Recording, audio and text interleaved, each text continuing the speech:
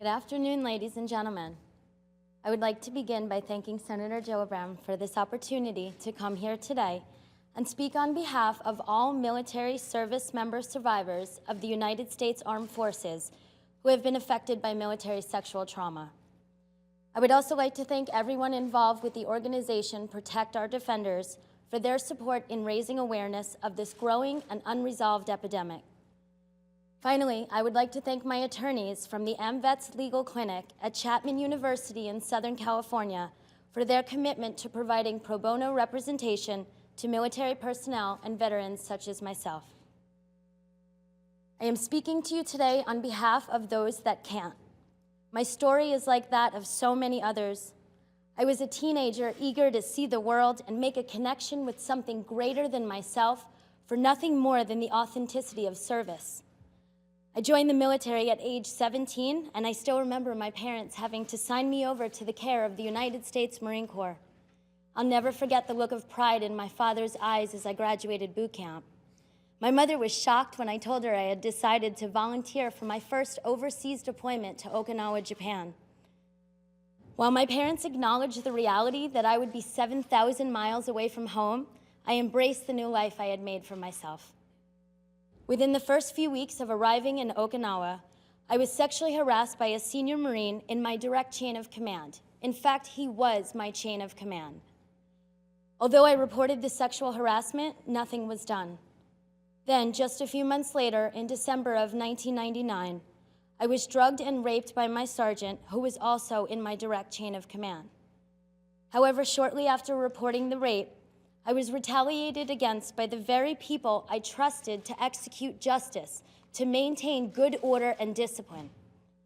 Even after filing a report with the Naval Criminal Investigative Services and speaking with the commanding general of the base, the sergeant who assaulted me was able to separate from the Marine Corps during an open investigation for the crime of rape. I believe wholeheartedly that in my situation, if the process of reporting the rape had been handled completely outside of the chain of command, it would have allowed me to see my rapist convicted and sentenced to justice.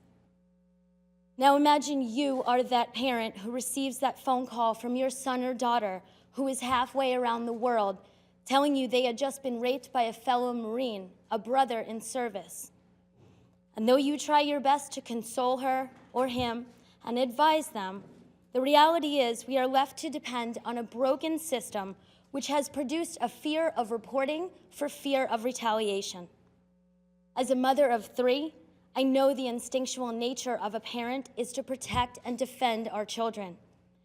By passing this bill, you will be looking in the eyes of every parent whose child chooses to protect and defend this country, stating that you vow to honor and protect them in return for their service.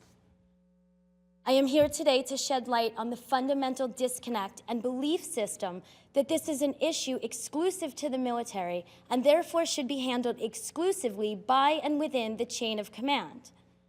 This belief is rooted in the fear that somehow by providing the same access to a fair and impartial legal system equal to those of our civilian counterparts, there would be a breakdown and disruption to good order and discipline. In reality, it is the fear and mistrust of command that leads to the breakdown of good order and discipline, something I am all too familiar with. It was years before I developed the internal strength and courage to come forward and share my story.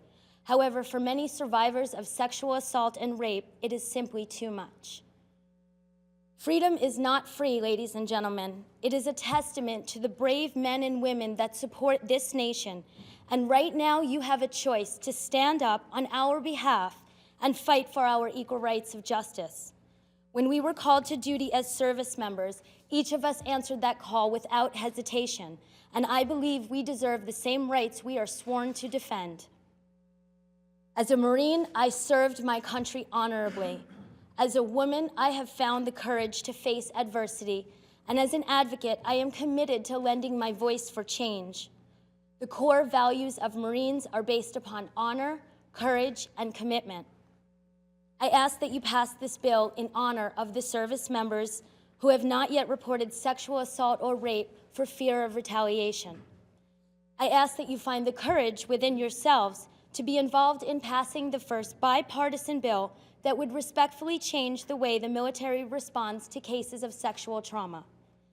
Finally, I ask that you vote in favor of the Military Justice Improvement Act as a tangible commitment to protect and defend the service members of this country. Thank you very much for having me here today.